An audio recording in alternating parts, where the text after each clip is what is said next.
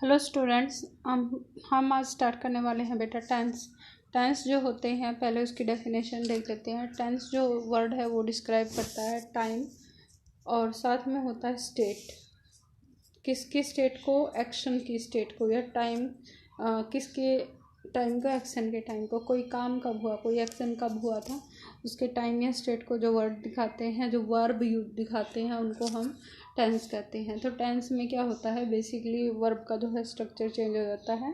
और एक बार देखो स्टेट और टाइम से क्या मतलब है। जब मैं बोल रही हूँ टेंस टाइम को दिखाते हैं, तो प्रेजेंट, पास्ट या फ्यूचर हो सकता है। आई एम योर फ्रेंड, है ना।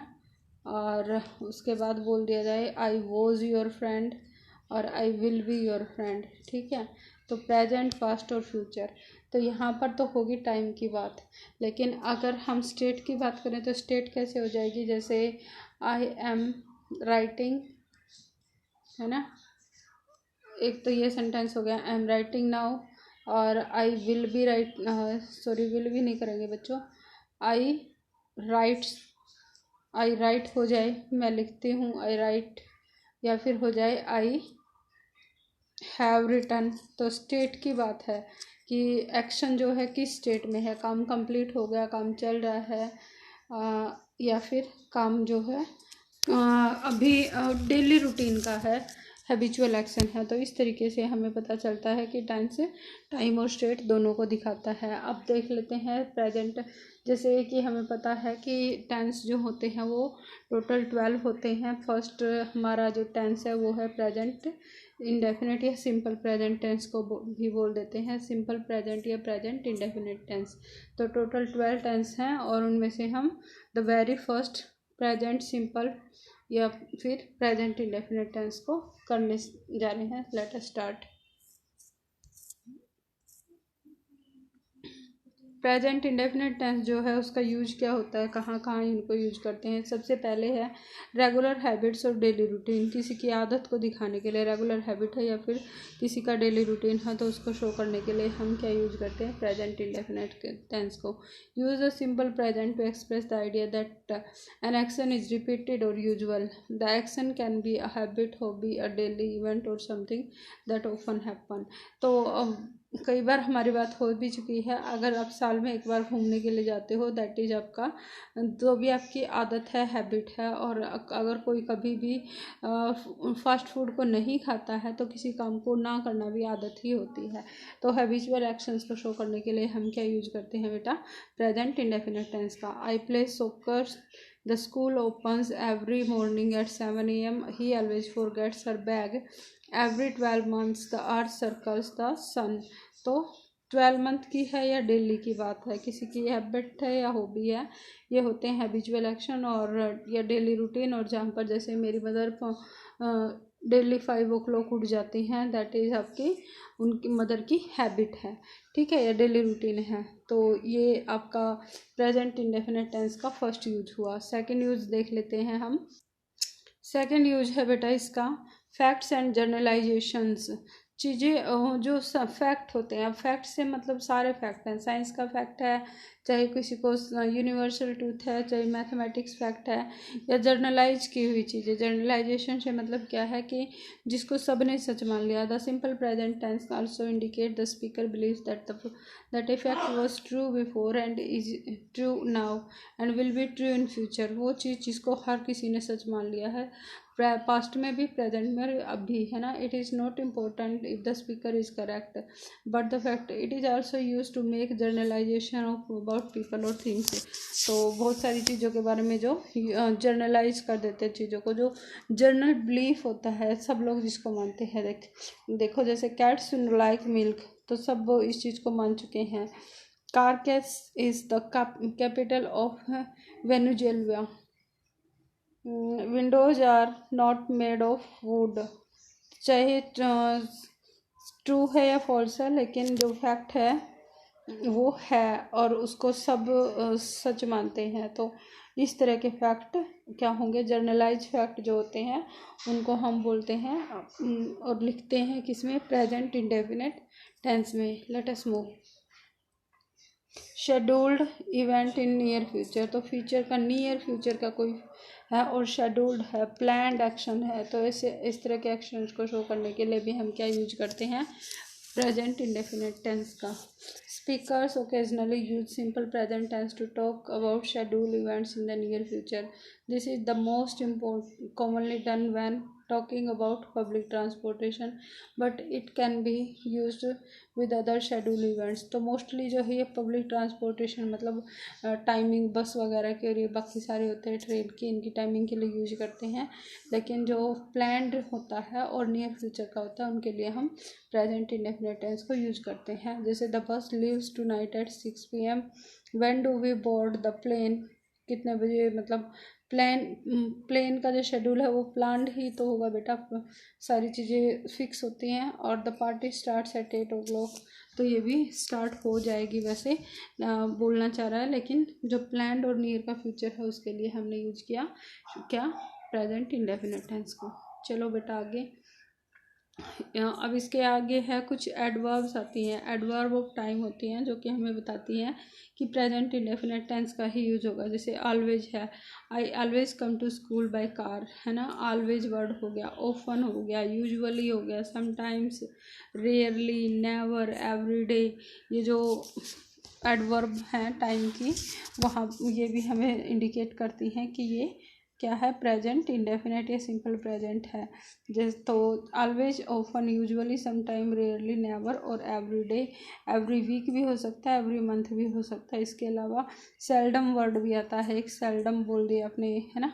तो इस तरीके से बहुत सारे वर्ड हैं जो हमें बताते हैं कि यहाँ पर प्रेजेंट इंडेफिनिट टेंस का यूज होगा। ये वर्ब एक इंडिकेटर होते हैं कि यहाँ पर आएगा ही प्रेजेंट सिंपल। नेक्स्ट देख लेते हैं कॉमन रूल ऑफ ग्रामर कैसे है बेटा, क्या यूज करते हैं। To form a simple present we add S ed to the infinitive of the verb in third person singular. क्या बोल रहा है, थर्ड पर्सन सिंगुलर जब भी होगा एस या एस लग जाता है, ठीक है। जैसे आई लीव था लेकिन ही शी इट के साथ लीव्स हो गया। आई सिंग है लेकिन ही शी इट के साथ सिंग्स हो गया। तो थर्ड पर्सन सिंगुलर के साथ एस और ई एस लगता है और आई ई एस भी लगता है। आगे रूल जो देखेंगे उनमें ये पता चलेगा कहाँ पर एस, कहाँ पर ई एस और कहाँ पर आई ई एस कर लेते हैं। Let us move. देखो बेटा, when the verb ends in O हो, डबल एस हो, एस एच हो, सी एच हो, एक्स हो, तो उसके बाद क्या लगता है, ई एस। जब लास्ट के वर्ड ये हो, हमने जो नाउन किया था, नाउन और जेंडर, तो उसमें ये रूल्स को पढ़ा था, ऑल्दो फिर भी एक बार देख लो। जब हमारा जो वर्ब है उसके एंड में, अगर वर्ब के एंड में ओ आया हुआ है, डबल एस आया हुआ है, सी एच है, एस एच है या एक्स आया हुआ है, तो जो इसको प्लूरल बनाने, सॉरी सिंगुलर बनाने के लिए वर्ब ऑलवेज क्या होती हैं, सिंगुलर में नहीं प्लूरल में होती है और इनको ई एस लगाकर सिंगुलर बनाया जाता है। तो आई गो है लेकिन goes, E S kisses, double S आ गया ना, वॉच, वॉचिज, और ही शी इट और वॉशिज, एस एच आ गया, फिक्सिज। तो ये कुछ है हमारे वर्ब जिनके साथ ई एस लगता है। नेक्स्ट मूव करते हैं। अगर हमारा एक कॉन्सोनेंट फॉलोड बाय वाई, अगर एक कॉन्सोनेंट है और उससे पहले उसके बाद क्या है, वाई है। जैसे डी क्या है, कॉन्सोनेंट साउंड थे, उससे पहले क्या, उसके बाद क्या आ रहा है, वाई आ रहा है, तो वाई को हटाकर क्या कर दिया, स्टडीज। अगर वोवल फॉलो करती है तो प्ले, जैसे ए था तो वाई आ रहा है और तो उसको एज इट इज रख लेते थे, है ना। बहुत सारे और भी एग्जाम्पल है। Can you tell me any two. आपके लिए क्वेश्चन है कि कोई ऐसे दो वर्ड लिखो जिनमें कि एक जो कॉन्सोनेंट से वाई जो है कॉन्सोनेंट को फॉलो कर रहा है और उसको आई एस में चेंज करते हैं, और एक ऐसा वर्ड लिखना है जिसमें कि वाई से पहले हमारे पास वोवल साउंड आई हुई है और उसको फिर हम जो है एस लगाते हैं, आई एस में चेंज नहीं करते हैं। लेट अस सी कितने बच्चे लिख पाते हैं। सेंटेंस स्ट्रक्चर है बेटा, अफर्मेटिव सेंटेंस में सब्जेक्ट प्लस वर्ब और इसके बाद ई एस या जो भी ऐड होता है थर्ड पर्सन सिंगुलर के साथ। कॉम्प्लीमेंट, अब ये कॉम्प्लीमेंट क्या होगा, सब्जेक्ट वर्ब और उसके बाद वाला जो पार्ट है सब्जेक्टिव कॉम्प्लीमेंट या ऑब्जेक्टिव कॉम्प्लीमेंट जो भी है वो उसके लिए मतलब प्रेडिकेशन वाले पार्ट के लिए यूज कर रहे हैं, ठीक है। नेगेटिव में क्या हो जाएगा, सब्जेक्ट आ जाएगा, पहले ऑक्सिलरी वर्ब यानी कि डू डज का यूज होगा, नॉट प्लस वर्ब और फिर उसके बाद कॉम्प्लीमेंट। अगर इंटेरोगेटिव सेंटेंस है तो पहले हेल्पिंग वर्ब डू डज को आगे निकाल दिया जाता है, सब्जेक्ट वर्ब और उसके बाद कॉम्प्लीमेंट और लास्ट में क्वेश्चन मार्क। तो ये अफर्मेटिव सेंटेंस है, ये नेगेटिव है, ये इंटेरोगेटिव है। और इस तरीके से जो है हमारा सेंटेंस चलता रहता है। ठीक है बेटा, नेक्स्ट देख लेते हैं। जो हमारे नेगेटिव और फिर इंटेरोगेटिव सेंटेंस होते हैं उनमें डू और डज का यूज किया जाता है। तो डू कहाँ पर लगता है और डज कहाँ पर लगता है, बड़ा सिंपल सा है। जहाँ पर हमने थर्ड पर्सन के साथ एस और एस लगाया था वहाँ पर डज आ जाएगा और बाकी पर्सन के साथ क्या आएगा, डू। जैसे यहाँ पर बनाया हुआ है आई के साथ डू, यू के साथ डू, दे के साथ do. I do I like, do you like, do they like, है ना। और जैसे ही शी इट है थर्ड पर्सन सिंगुलर तो does she, does he, does it like. ठीक है। और जब नेगेटिव बनाया तो इन्हीं के बाद जो है I don't like, you don't like, they don't like, she doesn't like, he doesn't like, it doesn't like. ठीक है। तो इस तरीके से है बेटा। अगर वी है तो भी, तो सिंपल ये समझना है कि पर्सन जो है थर्ड पर्सन होना चाहिए। फर्स्ट पर्सन कौन होता है स्टूडेंट्स, जो बोल रहा होता है। जैसे मैं बात कर रही हूँ तो मैं, या हम सब बात कर रहे हैं तो वी जो है आई, वी और यू जो है फर्स्ट पर्सन और सेकंड पर्सन हो गया। यू क्या है, सेकंड पर्सन है। थर्ड पर्सन क्या हो जाएगा, ही, शी, इट और दे। लेकिन दे क्या है, प्लूरल है, तो प्लूरल होने की वजह से जो है उसके साथ भी डू लगता है। ये चीज़ क्लियर होगी तुम्हें, I hope so. Let us move to the next. अब ये सेंटेंस स्ट्रक्चर दिया हुआ है, I live, I do not live, do I live, do को आगे निकाल दिया, you live, you don't live, do you live, he lives, he third person singular, she lives, it lives, we जो है plural first person, you live, they live, है ना। He doesn't live, ही के साथ डज है, शी के साथ does है, वी, यू, दे के साथ डोंट है। ऐसे ही डज हेल्प इंटेरोगेटिव में आगे निकाल दिया, डज और वी इनके साथ डी का यूज, डू का यूज है। तो हो ये चीज़ आपको क्लियर होगी। नेक्स्ट देख लेते हैं ग्रामेटिकल स्ट्रक्चर क्या होता है। जब वो WH फैमिली से स्टार्ट हो जाए तो सबसे पहले WH फैमिली का वर्ड, फिर हेल्पिंग वर्ब आ जाती हैं, उसके बाद जो है आपका सेंटेंस आ जाएगा। What do you do on Saturday morning. Do क्यों आया, क्योंकि यहाँ पर यू था, शी था तो डज लगा दिया। Do you go to school, when do you go to school, when does he play. तो ये सेंटेंसेज हैं हमारे। तो स्ट्रक्चर देख लिया हमने। एडवर्बल जो वर्ड होते हैं, टाइम ऑफ एडवर्ब जो होती है वो देख ली। होपफुली चीज़ें क्लियर होंगी। और इन सेंटेंसेस को, इन जो भी आपके आंसर्स हैं या क्वेश्चंस हैं, नोट्स पहले लिख लोगे। उसके बाद जो है नेक्स्ट वीडियो जो आएगी उसमें क्वेश्चंस होंगे जो कि इसी टेंस पे बेस्ड होंगे। हम एक एक्सरसाइज करेंगे और नेक्स्ट टेंस की ओर आगे बढ़ेंगे।